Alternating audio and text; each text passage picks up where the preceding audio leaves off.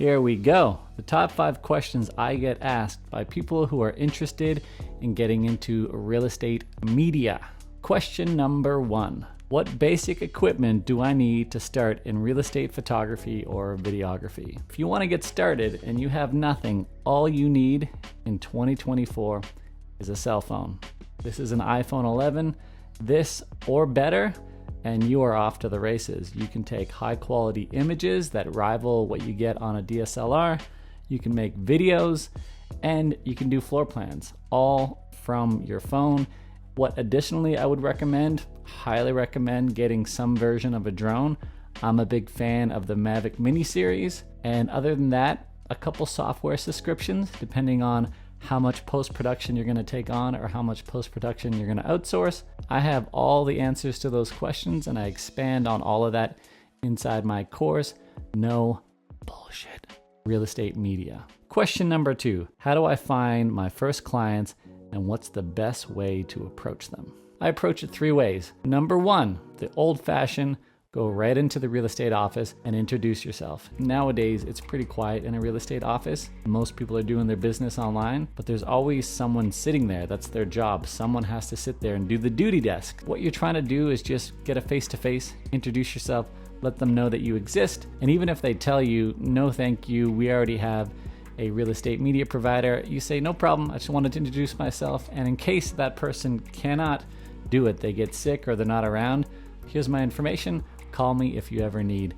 That face-to-face contact is really actually quite rare these days, and you'd be surprised how far that goes. Number 2, which has become very popular now, and it's kind of how almost everyone in all industries finds new leads, and that is through Instagram. If you email people, for some reason, work emails, people will just slide you off to the side and get back to work. But when you contact people on social media, Facebook, Instagram, TikTok, you're capturing them sort of in a different mood or in a different mind frame. What I recommend is you go in there, like a few of their posts, leave some genuine comments, and then just leave them a DM. Again, very much like going into the office. Hi, my name's Oliver. I'm a real estate media provider. I love your work, and I'd love the opportunity to work with you. And leave it there. Do that to 5 real estate agents a day. You'll be surprised how much work you can generate. Option number 3 is having a really good account of your own. I've really embraced the 1.5-minute vlog. That's what I do on my real estate profile. So I do a 1.5-minute vlog, and then inside of that, I pepper all the different services I provide. Every time I post one of these, somebody inquires about my services. And so there really is something about providing like value, entertainment-based content that resonates with people more than just spamming your Instagram with 3 to 5 posts a day. Question number 3,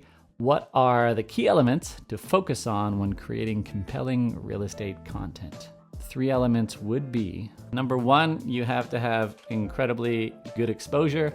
Specifically your windows. There's something called, we call them window pulls in real estate media, but you basically, if you're inside the house, you want to be able to see outside those windows as well.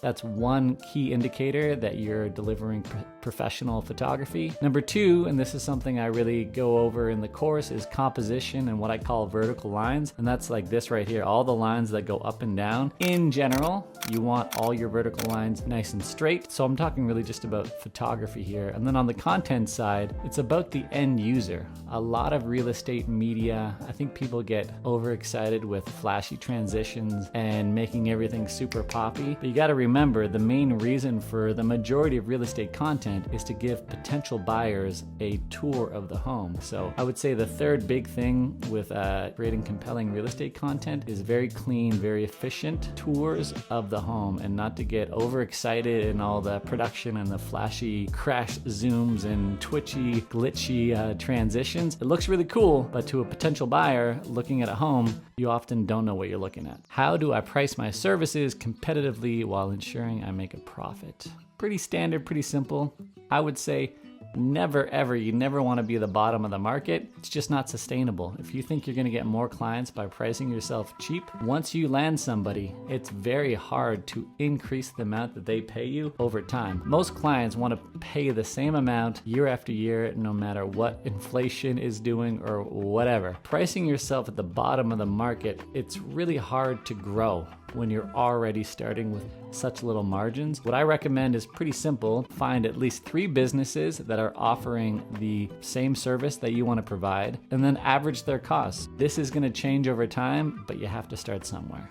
How much can I realistically make as a real estate media professional, and what factors influence my earning potential? I'll just tell you based on my own experience. This is from running a solo business where it's just one person. If you have a team, this number changes, but if you just want to be a solo provider, which is what I can speak to, you can make anywhere from $10,000 to $25,000 a month. The more services you provide in a listing, the higher you can charge. Being a real estate media service provider, and when I say real estate media, that's not just photography, that's again, photo, video, floor plans, VR, and aerials. If you can provide all 5 of those services, that's what you can expect to make. I have a course that shows you how to do all those things, and my course again is called No Bullshit Real Estate Media. And the reason I call it No Bullshit is because I try to strip away everything that is complicated about providing this service and just give you the essentials. So that's it. Those are the top 5 questions that people ask when they are considering